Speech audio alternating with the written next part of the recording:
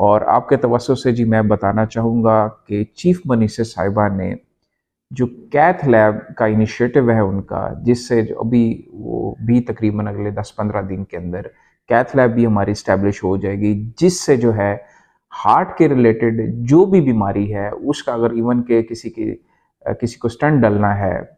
Angioplasty होनी है, angiography होनी है, वो सारा कुछ आपके इस डिस्ट्रिक्ट हेडक्वार्टर होगा, कसूर शहर के अंदर होगा, डिस्ट्रिक्ट हेडक्वार्टर में होगा। और एक बहुत बड़ा तोहफा है चीफ मनीषा साहब, और ये इसका क्रेडिट जो है और सारी जो है इसमें जो कंट्रीब्यूशन है वो चीफ मनीषा साहिबा की है। और जिस तरीके से जो है उन्होंने हार्ट डिस्ट्रिक्ट के लिए जो है एक अलग कैथ लैब की इस्टेब्लिशमेंट के लिए न सिर्फ अहकामात जारी किए, बल्कि आप देखें कि ऑन ग्राउंड उस पर काम भी हो रहा है। इंशाल्लाह मुझे कभी उम्मीद है अगले 2 से 3 हफ्तों के अंदर ये कैथ लैब ऑपरेशनलाइज हो जाएगी, और फिर वहाँ पे डेडिकेटेड इसके जो